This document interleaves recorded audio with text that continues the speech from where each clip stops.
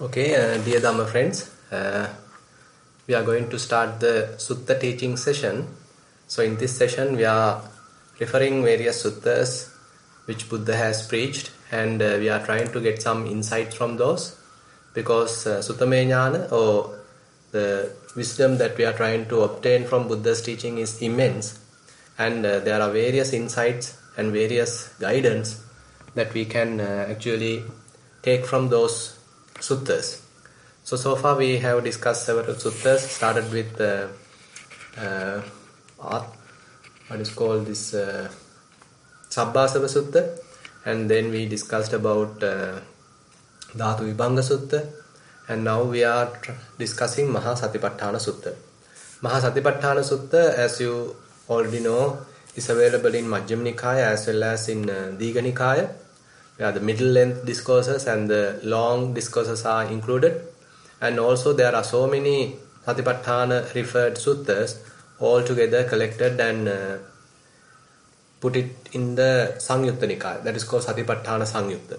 And we have taken Satipatthana Sutta from Majjhima Nikaya, and this sutta was preached by the Buddha while he was residing at a city called Kammasadhamma, and it belongs to the country of Kuru.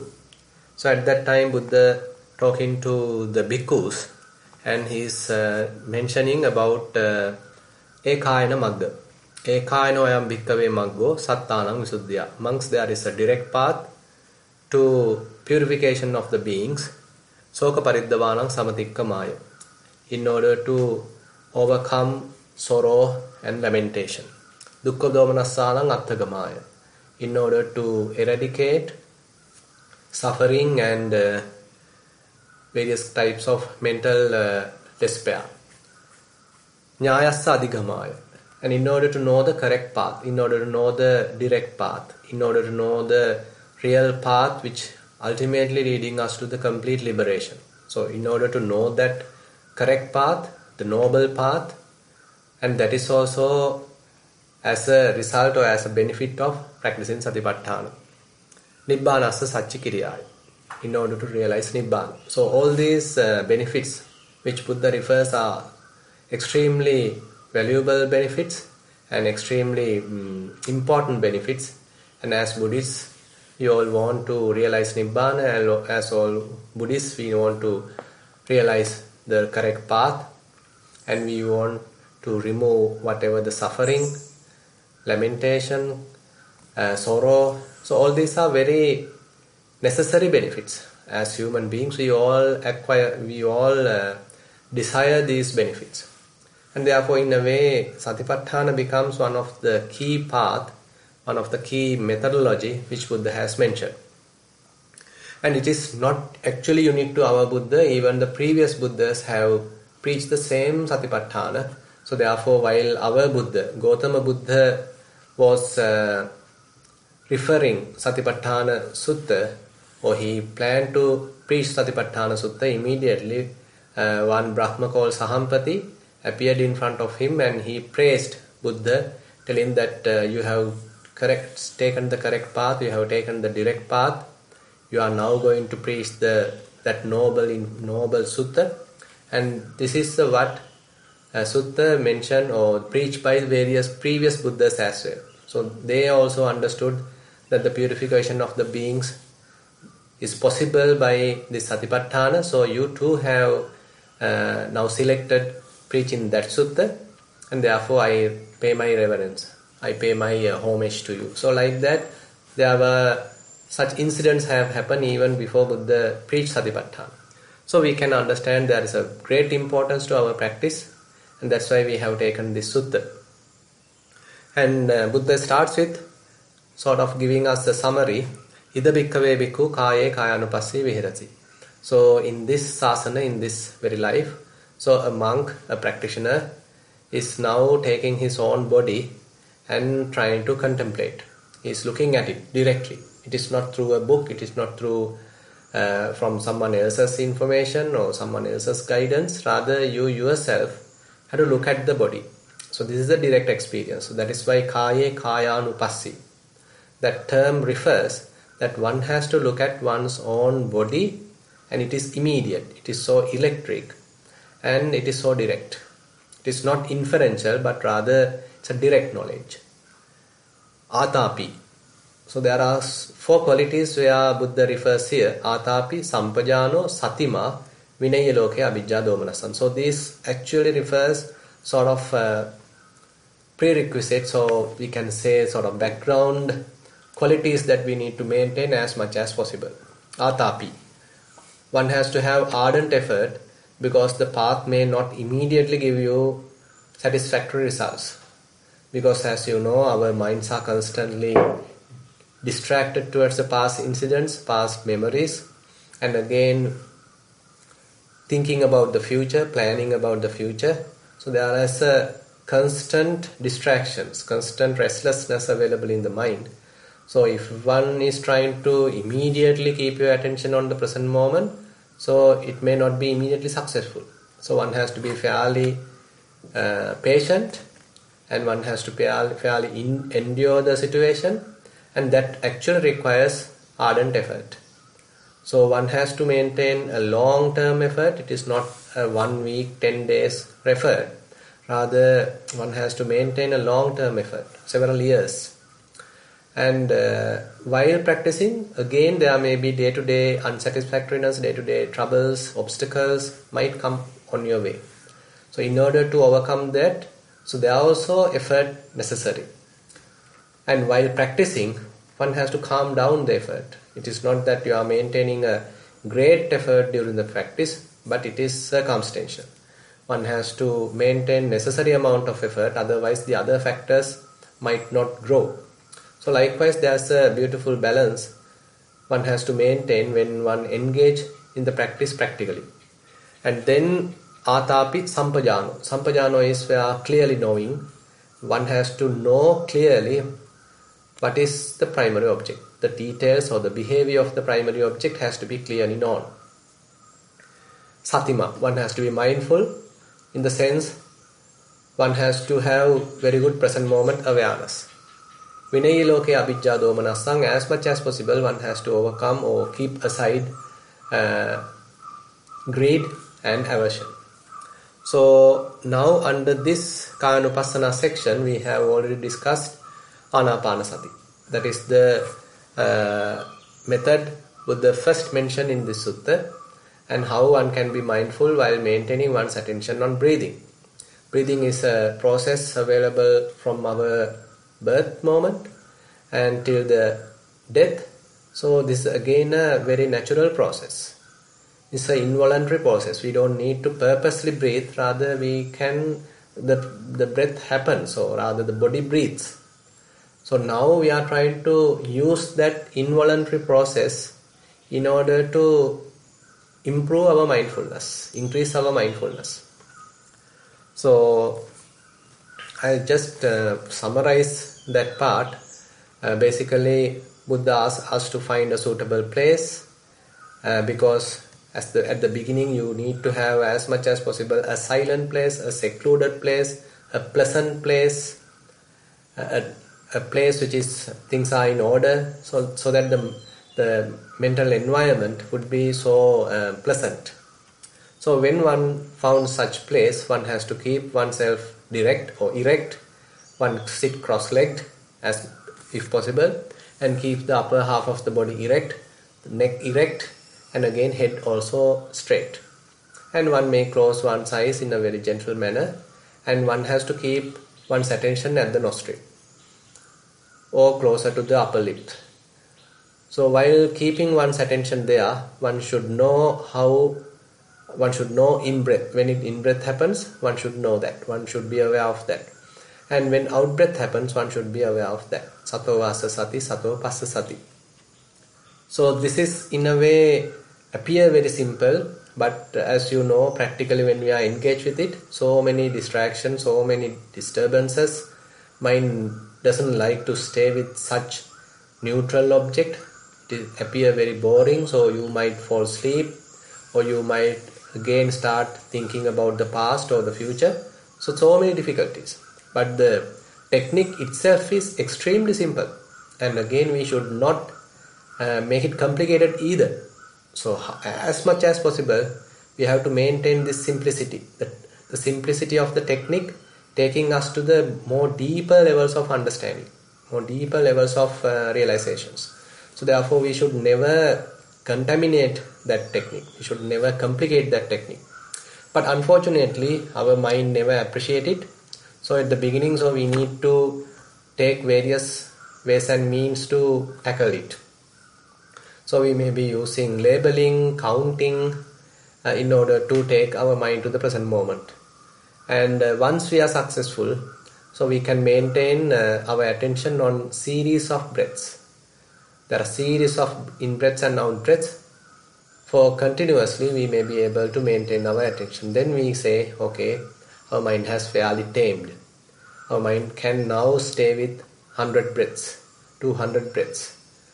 So while doing that, Buddha does not stop us there. So he requests us to observe the breath closely, trying to recognize its characteristics, whether it is long, whether it is short, what are the differences between in-breath and out-breath, from which nostril it goes in, from which nostril it goes out, whether it is warm, whether it is cool. So likewise, there are very minor differences, subtle differences.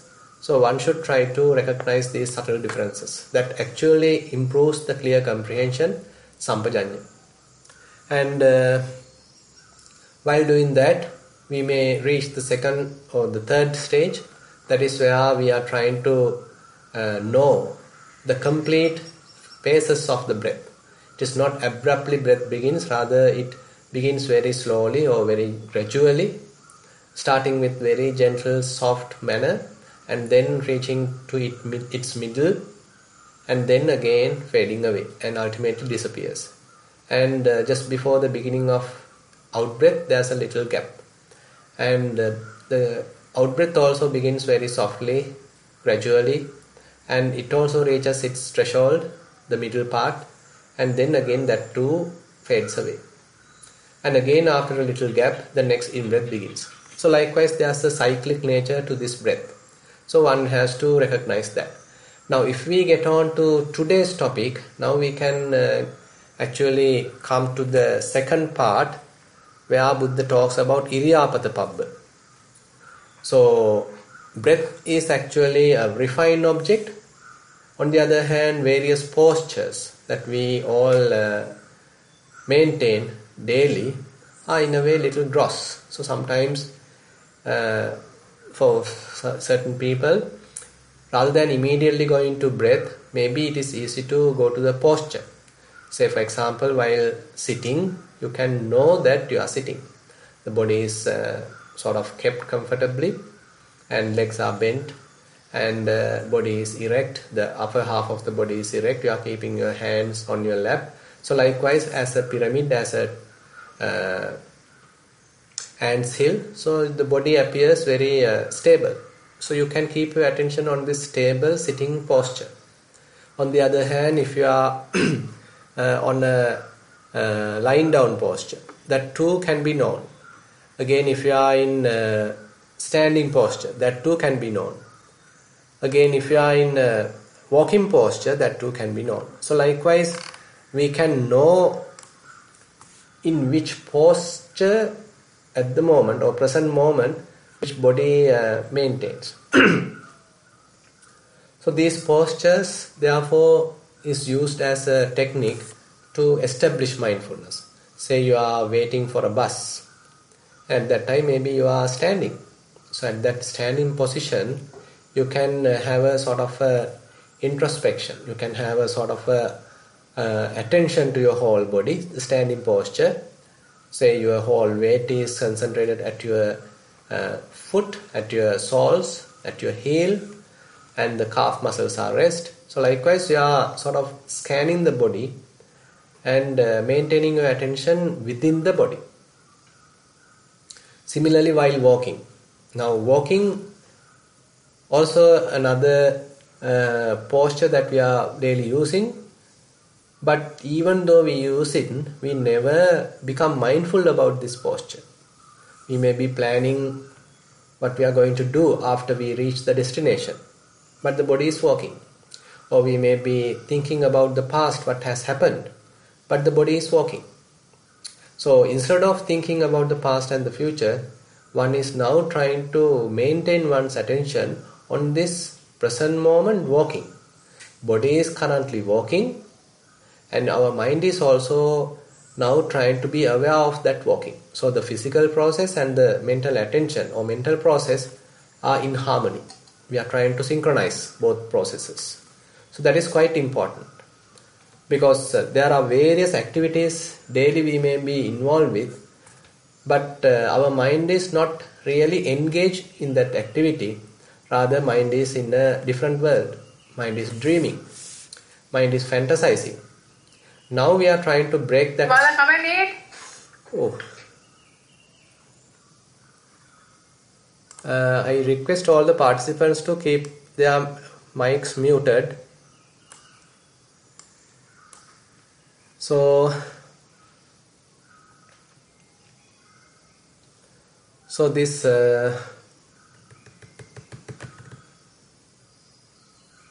so the walking posture is where we are trying to maintain our attention, and in this walking posture, Buddha specially mentioned about walking meditation.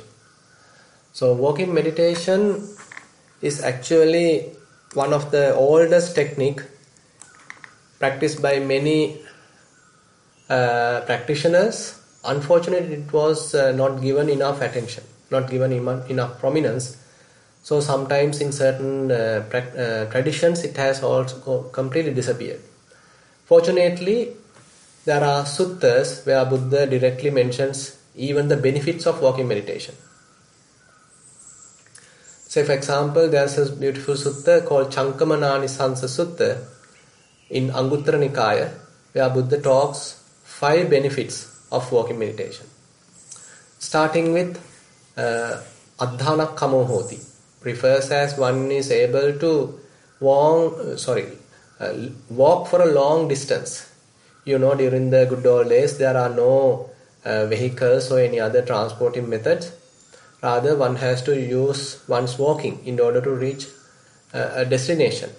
So, on such situation, if one can't walk or one is unable to walk, then it is difficult to reach that destination. But if one practices walking meditation, so that actually helps to develop this skill so that one can reach even long distance. So this Adhana Kamo Hoti refers that the skill or ability where one can reach long destination, or one can travel long distance. Then Padhana Kamo Hoti, that is where one can have a enduring practice. One can do a great practice, a great endurance, great effort, because walking meditation itself is a challenging process, challenging task. So you are developing walking meditation itself in that challenging environment. So if you are successful, then that ardent effort or that skill can be used to various other activities as well. You may have various other day-to-day activities. Those are challenging and there are various obstacles coming on your way, and you can face them bravely because you have trained during the walking meditation. So this Padhana Kamo Hoti refers that where in order to attain liberation, in order to have full realization, you need great effort. So this great effort is slowly being developed through the walking meditation. Then Buddha says Appabado Hoti. So one become free from various illnesses. One become healthy, because walking is a very good exercise, and as a result, so your digestions become very good, and again your body become fairly flexible, active. As a result, there are so many ailments will be disappeared, so your body become healthy. Asite pite khaite saite samma parinamang gacchati. So while walking, whole the digestion system functions very well. So therefore Buddha mentions, so if you want to have that benefit, so that is also available through the walking meditation. And lastly, Buddha mentioned Chankamadi gato samadhi chirattitiko hoti, where the concentration, the one-pointedness developed through walking meditation is long-lasting. Now, if you consider the samadhi, concentration developed through sitting session, it might be easily broken if someone come and talk to you. If once you are getting up, if there is a disturbance, if there are noises. So likewise, the concentration developed while sitting is fairly fragile. But on the other hand, if one is able to develop fair amount of concentration through walking practice, so that is lasting, that is enduring, that is durable. So that benefit is also there. So therefore, there are many benefits in walking meditation, and the way one practice is to find a suitable place. You may sort of prepare your house or prepare your corridor, or if possible you can have a separate walking path, and you go to the one side and you are simply going to the other side without taking any burden. Simply you walk here and you walk from this end to the other end. So after practicing that for about 5 minutes, so then you become familiar with the walking path, and then slowly you have to keep your attention on the touching sensation of the foot, and each time you are intentionally walking, each step is taken intentionally, and you are keeping your eyes open, and as much as possible you are not moving your hands, you are keeping it in the front or the back, and while doing that you are sort of maintaining your attention in the front and not entirely focusing on any particular place, rather the eyes are simply guiding you. And while doing such activity, you are trying to keep your attention on the foot. So each time the foot is lifted and moved and then placed. So this complete process or this complete activity has to be done very mindfully. So likewise, if one is able to develop this walking meditation, walking practice, one is able to develop mindfulness and the ability to correctly aim one's attention and to immediately keep one's attention on the place where it is necessary. There are so many benefits. And there are other postures like sitting posture. There also you can keep your attention on the body, and later this sitting posture become refined. Actually, when you are being aware of various postures, sitting posture, walking posture, standing posture, lying down posture, if you are able to maintain continuous mindfulness throughout the day, then you may understand, although I am talking that I am living, I am eating, I am walking, I am sitting, if we keep out this I part, that is nothing but series of postures. And Buddha says, Gacchanto va gacchami iti pajanati. When one walks, one is aware that one is walking. Tito va titom hiti pajanati. When one standing, one knows that one is standing. Nisinno va nisinnom hiti pajanati. When one is sitting, one knows that one is sitting. Sayano va sayanom hiti pajanati. So that means when one is lying down, one knows that one is lying down. So likewise, so all the postures can be used to be mindful, and then you may understand it is nothing but postures. Constantly, it's a matter of maintaining postures. And these postures are also changing. So you may switch from one posture to the other posture. From lying down posture to the sitting posture. From sitting posture to the standing posture. From standing posture to the walking posture. Again, from walking posture to the standing posture. From standing posture to the sitting posture. So likewise, continuously, if you refer the whole day, every time, so we can understand constantly we are changing postures. So there's a beginning of the standing posture and there's an end of standing posture. That may be the beginning of sitting posture. And there's a beginning of sitting posture and then the ending of sitting posture, and that is where we may be lying down. So that is the beginning of lying down. And then we are lying down, and then again suppose we are sitting. That is the ending of the lying down posture, and now that is the beginning of the sitting posture. So likewise there's a sort of beginning and end of each posture. And Buddha actually includes all the other minor postures as well. Yatha yathava panassakayo panihito hoti tatha tathanam pajanati. Where whatever the minor posture or sub posture that one is maintaining, so even that one is knowing. So this is where our mindfulness becomes refined, and not only the four main postures but even the sub postures or minor postures are included. So this is where actually the rising and falling also comes under, where when you are sitting, so at the beginning you simply have the sitting posture, awareness of sitting posture. But as your awareness refines, as your mindfulness refines, there you can recognize various subtle processes available in the body.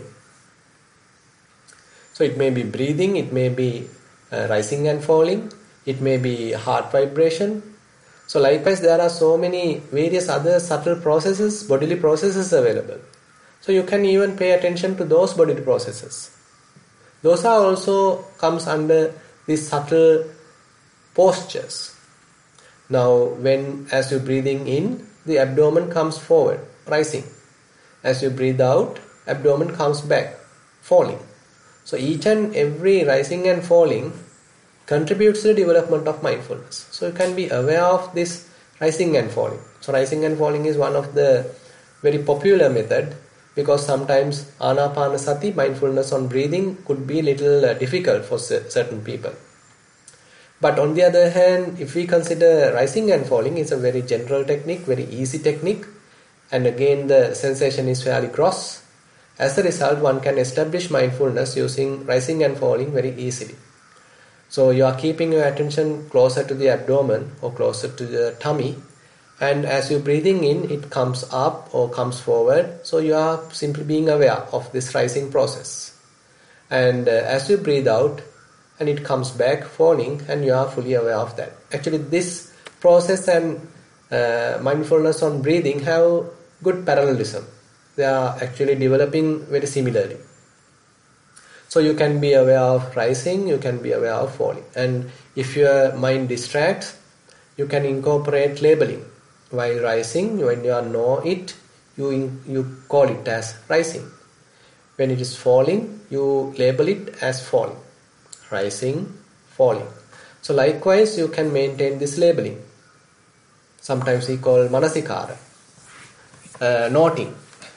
So this actually helps to calm down the mind, and again improves our attention, improves our concentration. And once it is fairly improved, we can stop labeling, noting, and we can try to keep a quiet mind. Simply refined or silent attention is kept on each and every rising, each and every falling. There you might understand it is not a single rising, it may be a series of rising. It may not be, it's not a single falling, it may be a series of fallings. So this is where our clear comprehension is improved. Sampajano. So each and every time Buddha refers, so once establishing mindfulness is the first step. Once you establish mindfulness, next step is to refine your mindfulness, refine your clear comprehension by paying closely attention to the primary object. There you can recognize subtle behavior of this object. And each rising has a beginning and it has an end. And there may be a little gap. And again each falling has a beginning and then the end. And then there's a gap. then again the next rising. So likewise, this also has a cyclic nature. And if you are able to recognize series of minute risings within a single rising, and then you can even recognize kind of arising and passing away, or beginning and ending of each this minute rising. Suppose there were 10 risings, and even in there's a beginning and end, and then you reach the gap, or it's a kind of a silent period. There also you can recognize there's a beginning and then the end. Then there's another series of fallings. So this minute falling also has a beginning and end. So you are recognizing each and every beginning and end. So this way, now Buddha is taking us to the Satipatthana Bhavana, where you are developing mindfulness. You are developing the careful attention. So your mind is well maintained on this rising and falling, and you are continuously paying attention, and you are maintaining good effort. You are not giving up, and you are able to overcome various hindrances, and you are clearly knowing the whole process. And as much as possible, you are maintaining a equanimous mind. Vinaya loke abhijja domanasam. You are as much as possible, you are not greedy of the process, you are not attached into the process, or you are not having any sort of a resentment towards the process. As much as possible, you are maintaining a neutral attitude. So the proper background or the environment is maintained. While such conducive environment is maintained, you are observing this rising and falling process very closely. Now suppose you are able to understand this process, then you will understand there are so many minute kind of posture differences, posture changes, and even these posture changes you can be mindful. We sometimes call them as posture junctions, Iriyapata Sandhi, where you are able to recognize these junctions, these changes. So that is also where contributes towards the Sati Sampajanya, towards the clear comprehension. So likewise, we can understand, even though we start with establishing mindfulness, leaving aside the past and the future, and sort of maintaining your attention in the present moment. So that is not the end. That is the first step. So once you are successful in first step, then you have to clearly know what is going on. You need to understand the full process. You need to understand the full behavior of the primary object. So that actually gives us opportunity to develop insight. And that is where Buddha says, okay, one will understand Samudaya Dhammanupassiva Kayasmin Viharati. Vaya Dhammanupassiva Kayasmin Viharati. Samudaya Vaya Dhammanupassiva Kayasmin Viharati. One constantly know that there's a arising nature to all these bodily phenomena. There's a passing away nature to this all bodily phenomena. Especially here the postures, sub-postures, posture junctions, and minute levels of various other posture changes. Now each bodily process therefore has a beginning and an end. And one clearly knows it, and for a favorable period of time, for a long period of time, one is observing it as a direct experience. It is not through a book, it is not through a preaching, rather one clearly knows it very directly. So this is extremely important. Here you are not trying to sort of forcefully condition your mind by putting or borrowing someone else's knowledge. Rather you are maintaining a very fresh mind, very novice mind, but quite attentive, quite equanimous, and very fresh. And to that knowing mind, you are as much as possible teaching. So it's very much like educating a child. So child has a very fresh mind, he has a beginner's mind, and as much as possible we are trying to restrain him and not to sort of distract him, and we are now trying to teach him. So that teaching process has to be very effective. So similarly our mind also like a child, so we are trying to keep it very simple, very gentle, and not distracted, carefully attentive, and to that we are allowing various processes to go through. So then the mind will learn from all these processes. So these processes themselves have their real nature. So they are exposing that real nature. So we are learning from that real nature. So they will show how they are behaving, how they are rising, how they are passing away, how long are they going to last. So likewise their real behavior is now evident to the mind. So through this, the mind has a deeper understanding. It's a kind of a realization. So this is where the last part of the section, Attikayotiva panassa satipachupatita hoti. So the mind will understand, okay, there is a body, there is no person, there is no individual, there is no I, there is no being, but there is a body or there is a bodily processes. Yavadeva jnanamattai patissati mattai. And there are various insights possible, like how transient it is, how impermanent it is, and constantly these whole processes are subjected to this transient nature, impermanent nature, and there are various other causes conditioning this process, and there are no control at all over these processes, and they are sort of causal or dependent arising, and I simply have no control at all. So basically you will understand this impermanent nature, unsatisfactory nature, and non-governability. And there is no inner essence of this whole process. There is no inner core. So there is no inner soul. There is no lasting soul. This non-self nature or non-self characteristics also going to be understood. So likewise the three characteristics, three universal characteristics, anicca, dukkha, anatta, going to be deeply recognized, deeply understood. And that leads to sort of disenchantment, what is called nibbida, and one becomes dispassionate. The processes are there, you are now become dispassionate. You allow things to happen rather than trying to grasp things. Now you allow things to happen. And slowly the detachment improves, and there's a possibility of complete detachment or complete relinquishment.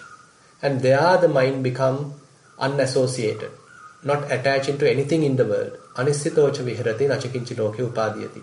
Where one's mind is completely liberated but very temporary, and one's mind is completely free from any grasping to anything in the world. So when one has this kind of an insight, it's a kind of a eye-opening insight. So far one's mind is extremely burdened and extremely hindered because of various defilements, but at least for a short period one's mind is utterly free. So how to develop this freedom, how to enhance this freedom? So that is where a complete path, a methodology is needed. So that path is nothing but the Noble Eightfold Path. And that is how the Noble Eightfold Path come into the picture. So it's a matter of continuously maintaining this mindfulness practice, and one further and further improving one's sila, because one will understand without maintaining bodily and verbal conduct, morality, so one can't maintain a healthy mind. So the peace of the mind fairly depends on how you interact with others, how you maintain your sila. So with understanding, then one will maintain one's sila. So one has recognized the benefits of the sila. So it is not necessary for someone else to come and force you to maintain sila, that you yourself will understand the benefits of the sila. So the sila is there. And again, as much as possible, you are maintaining good words or good communication, and then you are maintaining good livelihood, correct livelihood. So the sila is improved. And again, you are maintaining mindfulness and the necessary amount of concentration, so that you can clearly know what is going on. The clarity of the mind is there. Clarity of mind has to be maintained. So the time to time you may maintain the concentration or improve the concentration if it is necessary. Otherwise the necessary clarity of the mind is maintained, so that you can clearly know what is going on. And you have the correct view. So that is nothing but to maintain a disentangled mind or unentangled mind. A mind free from any burden, mind free from any stress, mind free from any clutteredness, or mind free from any defilements, to have a peaceful mind, have a clear mind, unentangled mind. So this is the kind of a vision so one is maintaining. So like this, so the Sila Samadhi Panya is now in operation. So one has to live a life according to that type of environment, so that type of a criterion where one's morality is maintained, and then that supports the concentration, and the concentration supports the wisdom, and wisdom again will support the morality. So likewise these three components are interdependent and interrelated, and they are helping each other. So likewise, so this Iriyapata Pabbha, so even though it is short, Buddha very clearly shows that how this whole system, whole Satipatthana system can be practiced so that one's mindfulness is improved, one's understanding is improved, and so that one's mind is clean, clear, purified. So with that, I like to conclude today's Sutta teaching part. Now I open the session for questions. Thank you, Bhante. So one of the questions is, Dear Bhante, how do we use the Brahma Vihara practice to develop insight? Yeah, that is possible. Basically, at the beginning, as a way of keeping your mind in the middle. Say, for example, while your mind is angry, it is difficult to practice Anapanasati, or it is difficult to practice in most of these Satipatthana. But if you are able to maintain your mind in the middle, not angry, not attached, or not angry, not lustful, so you have the kind of equanimity. So there the Brahma Viharas are quite important. Say, for example, your mind is angry, your mind is resistive, your mind is in a resentment. So on such situation, you better practice metta or mudita, loving kindness, or sort of what you call this joy. And then again mind become pleasant, mind become fairly equanimous. And that is a sort of a positive quality, positive state of mind. So with that positive state of mind, it is easy to practice Anapanasati, or easy to practice other Satipatthana techniques. So that is one aspect. And on the other hand, when one's fairly developed Satipatthana, there also you can incorporate Brahma Vihara, but in a different manner. So there actually you are not trying to incorporate any kind of self-view or sort of individuality into the practice. Rather you are doing it as a quality. What I am trying to tell here is the Satipatthana practice leads us to a very profound understanding about causality, and again about non-self, impermanent nature. So now again, if you practice typical loving kindness, telling may I be well, may I be say free from suffering, may my father be well, may my father be free from suffering, may my mother be free from suffering. So likewise, then you are again sort of importing this personality. You are again imposing this personality. Again, individuality view, the self view is included. So that is wrong. That is actually contradicting with the Satipatthana practice. So that is where you are, if you already develop some amount of what you call this Brahma Viharas, so you know the quality of the Brahma Vihara. So you know the quality of loving kindness. It's a kind of a pervading kind of a quality. So you can spread metta towards every direction, to all the beings. And here I use the term beings just to elaborate. To all the directions you can spread metta. So you have the attitude of metta. You have the loving kindness environment in the mind. You have the sort of joyful environment in the mind. You have a compassionate environment in the mind. And you have the equanimous environment in the mind. So that quality can be incorporated to Satipatthana practice. So that is, in a way, we can say it's a different level of Brahma Viharas, and that is where sort of Brahma Viharas can be developed to the boundless level, not to the individual level, but to the boundless level. So that is the maximum that one can reach. Sometimes we call as Metta Cheto Vimutti, Mudita Cheto Vimutti, Karuna Cheto Vimutti, Upekha Cheto Vimutti, where your mind becomes utterly freed from Metta, completely freed from Metta.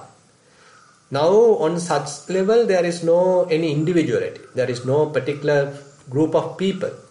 Rather your mind is including everything. It's completely spreading Metta throughout the whole universe. So this is the kind of boundless type of Metta. So such thing actually can be incorporated to Satipatthana. So that is not actually contradicting with Satipatthana, but it is very beautifully mixing with Satipatthana. It's very beautifully harmonizing with Satipatthana, because Satipatthana sometimes become dry. So but if you include this sort of Metta or Mudita, then this dryness will be reduced and you can have a very pleasant Satipatthana practice. Thank you, Bhante. The next question is, developing insights during the Satipatthana practice. Is this a natural occurrence, or should we proactively facilitate this unfolding? Yeah, actually, you can't forcefully arouse insights. Rather, you simply can maintain the environment. So the environment or the conducive conditions you can maintain. So that is nothing but you have a very pleasant mind, very simple mind, and what to say, this unconditioned mind, fairly equanimous mind, and again a fairly focused mind. And you are not borrowing any book knowledge. You are not trying to force the system. You simply have the passive observation, and you are simply witnessing the process with a very quiet mind. You are not, at that time there are no preconceived ideas. At that time there are no any inner chatter. So this is the environment that you need to maintain. So if such environment is maintained, if such mindset is maintained, then the possibility of insights is very high. But on the other hand, if you are so impatient, you want to have this, you want to have that, you want to become enlightened, you want to become a Sotapanna, so then it is very difficult. So you have to be maintain a very simple, very innocent, very humble, sort of a very equanimous kind of mind, and then the insights may be highly possible, highly potential. And the second part of the question is, developing insight knowledges and simple insights, are they different from each other? Could you repeat the question, Jennifer? Sure, Bhante. So the question is whether developing insight knowledges and simple insights, are they different from each other?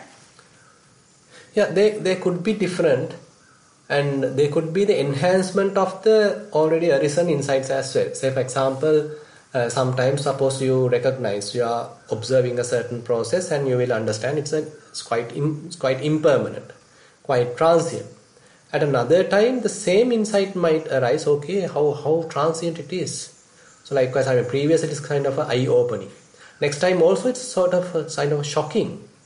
And then suppose another insight, completely different insight, maybe like say you are thinking as a one unit, as a one thing, and then all of a sudden everything breaks apart, and you will understand there is nothing there, basically broken into particles. So the complete compactness view, Ganasanya, is completely broken. So likewise a completely different insight. And again, suppose once you know this whole processes are subjected to arising and passing away, is so fragile, and then again kind of even a fear can arise. So where is I? How can I exist? Because everything which I thought belongs to me, or I thought as I, is now subjected to complete transience. So how can I exist? So even a fear can arise. And and on the other hand, when you know that the arising and passing away nature, and it might lead you to the causality, dependent origination. That's one condition causes another condition.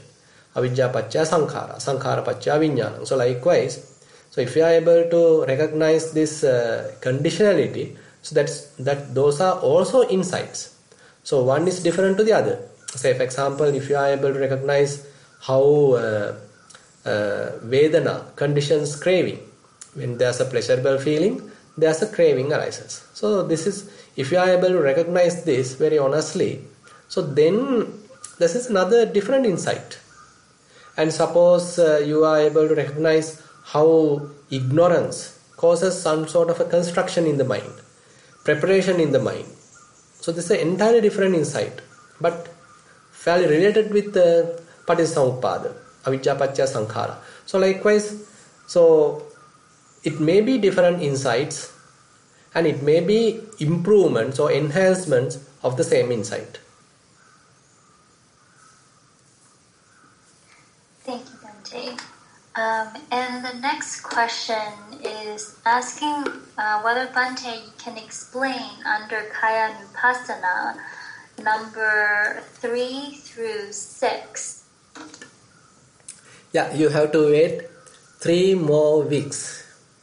Stay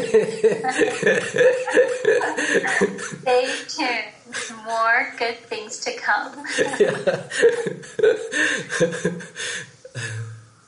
So we will be patient. Yes.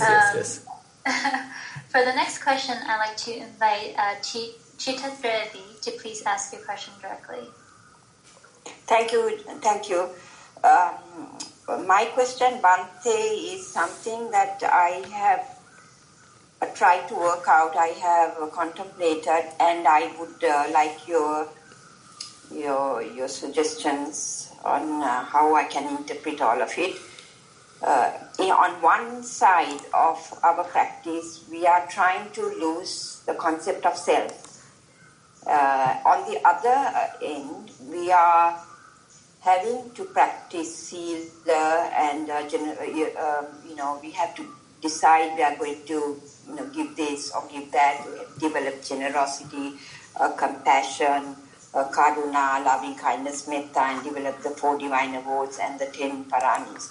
So we have to have effort for that. So there is a self there in my opinion, but at the same time we are trying to break this sense of self and break it down to the four elements and the atoms and the non-self and the disappearance. And I find that to understand both is a little bit not quite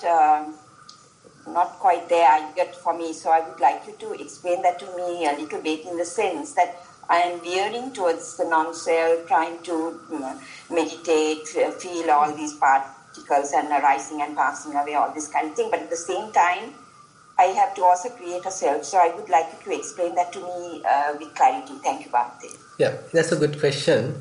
Basically, first of all, we have to establish ourselves on the mundane type of sammaditthi. So that is called kammassakata sammaditthi. So that is the first step. So first of all, we need to be a good person, a sappurisa. You are maintaining your morality, you are trying to develop concentration, and you are helping each other, helping others. So likewise, you become a good person. Now you have less regrets, and you have a positive atmosphere in yourself, and you feel encouraged. You feel that you are worthy. I am a good person. You feel that you are worthy for some further enhancement or further improvement or further attainment. You are a worthy person. So this positive atmosphere is extremely important. So therefore, we can say there's a self. We are making a self in that sense, and that is necessary. And without it, actually, it is difficult to have a lot of courage or a lot of encouragement to the practice. But on the other hand, when we are developing ourselves, especially in the Vipassana, the insights are so profound and insights are so powerful. and that sort of helps us to rethink about what is going on and to reflect what is going on. So, and slowly it happens, and more and more these insights are possible. So it will cut off the delusion, it will cut off the ignorance, and this wisdom arising is not so harmful. I mean, if there's a real self, and if that real self going to be destroyed, then it has become a very fearful thing. But if this whole self is utter illusion, then we will understand, okay, I was ignorant earlier, but now time to time I am having a good wisdom. So what I had was utter ignorance, utter delusion. Because of that I was making an I was making a self, but now it is at least possible time to time maintain a non-self, time to time maintain a sort of a mere process, dhammata, and simply adhere to it, simply allowing things to happen. And it's a kind of a very beautiful process. And if there is no I, if there is no self-view, still the system may continue, you may not die. And instead the bodily processes, the mental processes may appear or may operate very beautifully in complete harmony, without the interference of a self, without the interference of an I. So these insights are really sort of enriching insights. It is not that one becomes utter disappointed or utterly collapsed because of the arising of insights, but they invite you to open up to everything, and you get really connected to the environment, you become a part of the whole universe, and it is not that you become sort of isolated, rather you become connected with everything and everyone, and therefore it is a kind of positive atmosphere is further developed. So therefore it is true that we are making a self, a good self at the beginning, but later with these arising of insights, we are actually brave enough and wise enough to dilute that self, even to give up that self, because we understand that created self is an illusion. Created self happens because of ignorance. So therefore, and it's a gradual process, and various other insights actually help. Say for example, if you clearly know there is nothing a person or individual or self, but rather what is happening is a constant cause and effect relationship. One cause conditions another result. That results become a cause to another result. So that new results become a cause to another result. So likewise, it's a kind of a causal process. So more you understand in that respect, so it's more easy for us to give up the self-view. And then you will understand how a self-view is generated time to time. It is not that constantly you are making a self, but rather time to time the self-view is generated. Self-view is coming up. So you can observe how the self-view is coming up. So then it becomes the vipassana. Now, whenever self-view arises, then there's a kind of a frustration. There's a kind of an unsatisfaction. There's a kind of a burdened mind. So that you can recognize. So then the practice become understanding self-view, understanding how we are making a self-view. So therefore there are different aspects of the practice which facilitate the diluting of this self-view, or ultimately the eradicating of this self-view. That's right, Bhante. I understand all of that. But we still have to function Definitely. As a person. Exactly. In this world. Yeah. In this world. So that's why, even that's why even the Buddha, the Arahants, they actually function as a person. Now when Buddha is talking to a monk, and he may refer the monk's name, and Buddha may refer that I am telling you, I am preaching you, so he may refer the term I. But internally he is not deluded by that I. He knows that he is using the language only for the communication, for easy communication, but there is no core here. There is no real unchanging self here. So as you said, when you are talking with other people, definitely we have to talk in terms of the mundane terms. We have to use our names, our identity card number, social security number, or whatever it is. So we have to use. We have to use the language. So we have to be a person. Say you are in a queue, so you have to be in the queue. So you have to drive the car, you have to obey to the traffic rules. So likewise, so in a way we are living, two lives. Yes. Yes. Yeah. Because there has to be a person also to make the adhisthana, the virya, all this kind of thing. Yes. There has to be some entity to say, I'm making this determination now and I'm going to sit for 2 hours or whatever, or I'm going to do the walking meditation. It's not just happening, I believe. It is some kind of adhisthana, that is an effort that goes into that, right? Actually, the practice itself evolves to a kind of a pace where you do less adhisthana. Now, at the beginning, you need a lot of adhisthana, a lot of determination in order to break off these all hindrances. But suppose your mind is now fairly peaceful, now less hindrances, then the meditation become part of yourself. So now you allow things to happen. Now whatever happens, you can adjust to yourself. You can be so flexible, and still you can learn, and you know how to tackle it. Because now less defilements, less hindrances, and now the whole how life is coming on your way, you can handle it. You don't need to struggle with it. Now in the previous stages you may have to struggle, you have to fight. But later, so your mind becomes so fragile, so agile.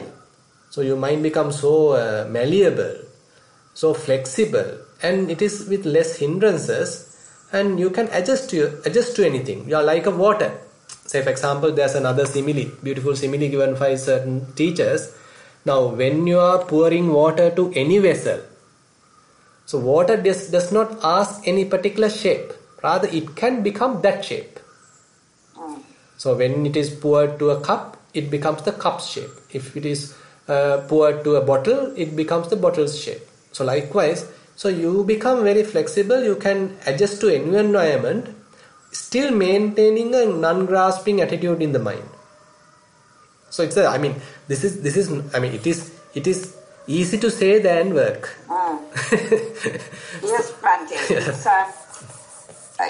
Of course, whatever we are doing is due to causes and conditions. So if you are generous, or if you are compassionate and loving showing loving kindness and karuna, upeka, all these things, that is because of the causes and conditions that are ripened there, and it's happening, right? Yeah, actually, you do your duty, you do it as a good thing, but now you are not trying to make a self out of it. Say for example, in the previous stages, suppose when you are doing a good thing, suppose you give something to a beggar, and again that thought may come into your mind. Okay, I did a good thing, and he was so happy, and this is not a bad thing. It is giving you a very good positive quality or positive atmosphere to the mind. But later, even that you can recognize there's a making of self because of that remembrance. So there you don't need. So you did the good thing, that's done. Finish. You are now again maintaining a sort of a free mind, unattached mind, without trying to reinforce a self. You are not trying to become anyone. And I have a Kalyana Mitra who told me, and she said that she has stopped now giving things to people, because to avoid that, I did a good thing, that person was happy, and now, I'm also creating good karma, that kind of thing. So she has gone beyond, she's quite advanced. So I think that is correct, isn't it? After a while we have done all those things and finished. So we have to now concentrate on this training. Would you agree with that, Bhante? Actually, I partly agree, but there's a part to disagree as well. Now, say for example, can't you do a good thing without making a self? You can. Yeah, but you sometimes these thoughts come, isn't it? I did a No, good thing that's now, and right. the person So was that's happy and definitely those thoughts come, and when those thoughts come, you can recognize it. So you can do simple chitta anupassana, dhamma anupassana. You can understand. Okay, I mean, this is not necessary. You are not promoting that self view, and you simply let it go, and then again the mind become peaceful. So it is not that you become very dry person. You sort of maintain a very selfish attitude. Rather, you become still a good person, but you, while engage in good activities, still you know how to avoid making a self even using those good activities. So therefore, I don't recommend that one become extremely selfish and not doing any of these social service or whatever things. But on the other hand, there's another side. You are not driven by inner motives to do it. Rather, if there is an opportunity, if the requirement is there, you may do. But you are not trying to show off, or if you are not trying to jump to the picture. Rather, there's a real requirement is there, and the opportunity has come directly to you. There is no any substitution. Then you understand, okay, this is my responsibility. Then you do it wholeheartedly. And after the end, that's what she does. She does all for her domestic the people, and now she's helping all the time. But now she has shifted a little bit, so I can see what you're saying, and I can hear what she's saying also. Right. Okay. Right, Bhante. Thank you so much for that. Anyway, much merit. Thero Sarnai. Okay, Bhante. The last question that I've received, while doing Iryapata Bhavana, for example, on the sitting posture, after a while the breathing becomes prominent and the meditation turns to Anapanasati. Is this okay? I didn't get you, Jennifer. Can you repeat it? Sure, no problem, Bhante. While doing Iryapata right, Bhavana. Iryapata. Yes. Right, okay. right. I missed the term.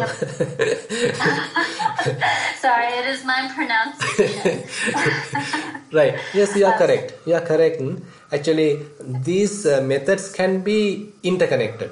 Say, for example, you start with Iryapata, and once you are refining these various postures, and then suppose you are getting to rising and falling, or suppose you are getting to breathing meditation, and it is possible, then you are in the Anapanasati. True. Correct. Okay. And looks like we have one more raised hand from Kumudini.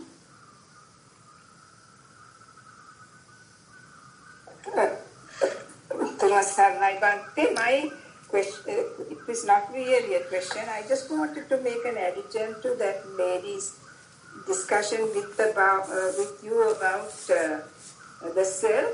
It brought to my mind you could use it as the simile of the raft that is used to cross the river. Yes. We have the sense of self, but it after you reach a certain stage, you just discard it.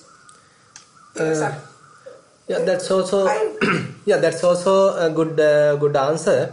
Actually, there's a beautiful incident happened between Venerable Ananda and another bhikkhuni.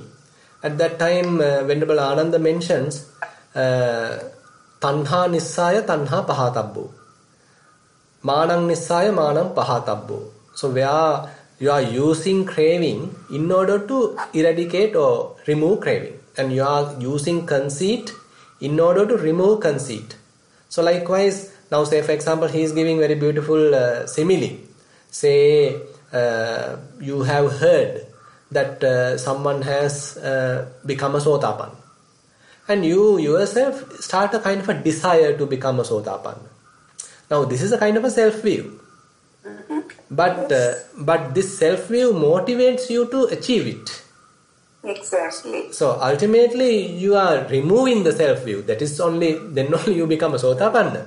But the initial drive is taken by this self-view.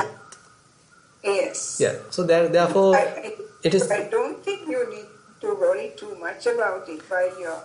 Yeah. Basically, it is diluting. So the self-view will become sort of slowly diluting and sort of eroding, fading away, and the wisdom becomes more and more powerful, and that is how the process happens as far as we can say. Thank you, Bhante. Yeah. Thank you, Bhante, for the Q&A today. That is all of the questions that we've received. Yeah. Okay, then thank you very much for the participation, and we'll conclude the session by sharing merits. Ettavatacha amhehi sambatang punya sampadang sabbe deva anumodantu sabba sampatti siddhya. Ettavatacha amhehi sambatang punya sampadang sabbe bhuta anumodantu sabba sampatti siddhya.